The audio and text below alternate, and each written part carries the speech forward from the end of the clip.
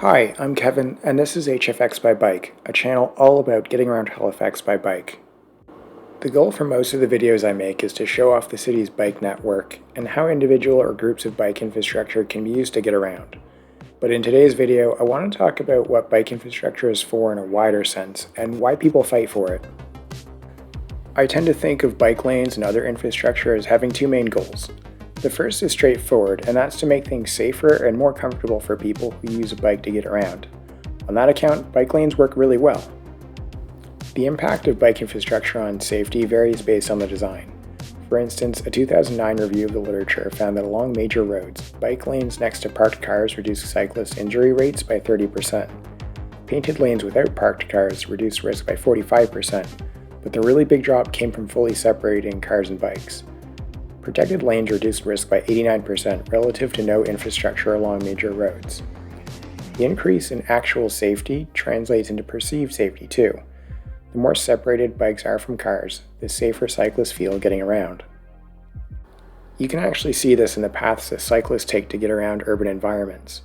GPS tracking studies have shown that, just as you would expect, cyclists will go as far as to double their trip lengths to avoid busy roads lacking bike infrastructure. But beyond that, they'll actively seek out things like bike lanes, increasing total trip distance by over 25% versus the most direct path, just to be able to access them. All that is to say that bike infrastructure does work to reduce the real and perceived risks of people getting around by bike, but I actually tend to think of that as a secondary goal.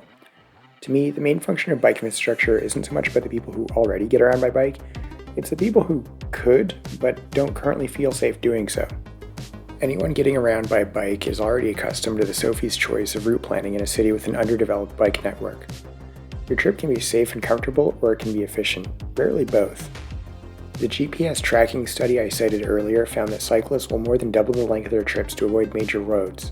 But that's not how most people avoid riding in heavy traffic. Instead, they just don't use a bike at all. Researchers have tried to estimate the share of the population that's open to making more trips by bike and what it would take to facilitate them. A household survey in Edmonton classified respondents into different groups based on how comfortable they reported being using different types of bike infrastructure shown to them in pictures and videos. Respondents tended to fall into three categories: comfortable cyclists, people who were uncomfortable or uninterested in cycling, and a cautious majority. Here are some local examples of the kind of roads presented in the study. The pattern of which roads and infrastructure types the different groups would be comfortable with is pretty much what you'd expect. For the uncomfortable and uninterested group, it's basically an off-road path like the Chain of Lakes Trail, or it's nothing. Only half would feel comfortable on even a quiet residential street, and so this group, making up about 13% of the sample, only receives minor benefits from bike infrastructure. They're just always going to be a tough sell. On the other end of the spectrum, the comfortable cyclists were, well, comfortable.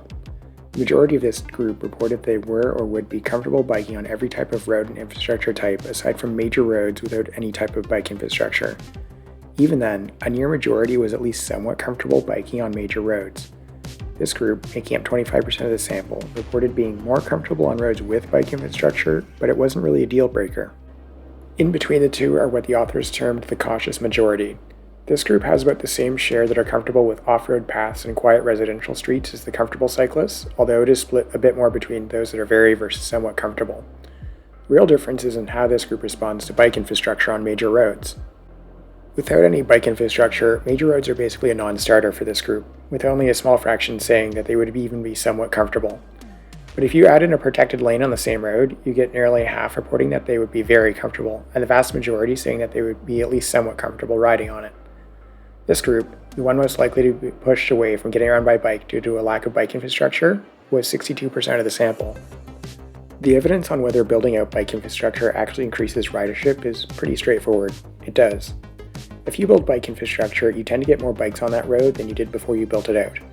Part of that will be existing cyclists redirecting to take advantage of a new, more efficient path, but a non-trivial share comes from people who previously made that same trip another way, often by car. When surveys ask people using the new bike infrastructure why they made the switch, they will commonly flag the improved safety along the road with the new infrastructure. I'll just use myself as an example. I'm relatively new to getting around by bike and generally would fall into the cautious majority group I mentioned before. I'm pretty comfortable in most forms of bike infrastructure, and the routes I take around the city gravitate towards the bike network and away from unsupported major roads. One of my most common non-work trips is getting from my place in the West End to my gym in Spryfield. The most direct path would be to head down Quinpool Road, go through the Armdale roundabout, and then go up Herring Cove Road. This is plausibly an under 15-minute trip by bike, but takes me along 2 arterial roads and a 2-lane roundabout that has one of the highest collision frequencies for bikes in the entire city. Here's the actual route I take to get there. I chain together a bunch of bike infrastructure and low-traffic streets to make the same trip in about 25 to 30 minutes. It's barely practical, wildly inefficient, and very nearly maxes out my willingness to make the trip by bike at all. Still, I do it 3 or 4 times a week. The further back in time you go, the less complete the city's bike network is. Back in 2009, the Channel Lakes Trail didn't even exist. There was a decade of almost no progress relevant to this trip, and then a major addition in the form of the Bears Road multi-use path in 2021. There were some smaller additions in the same year, like the Dunbrack Greenway. Until about 2021, even this winding, ridiculous compilation of detours of a route wasn't even possible, and the only way of getting there from my place to the gym was along the direct path on busy roads. It would never occur to me in 2021 to make this trip by bike, because there was no path to my destination that I would feel safe taking. Getting around by bike entails putting up with a lot of nonsense, most of it caused by cars. This can take the form of engineering time-consuming detours just to get around safely, or managing your stress as 2 tons of metal piloted by someone playing Candy Crush sail by at over 20 over the speed limit.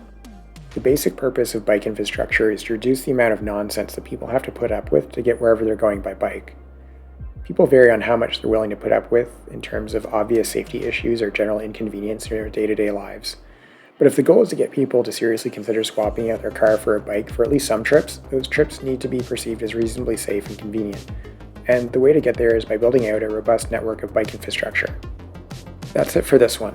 If you like this kind of thing, be sure to drop a like and to subscribe to the channel. As always, thanks for watching, and see you next time.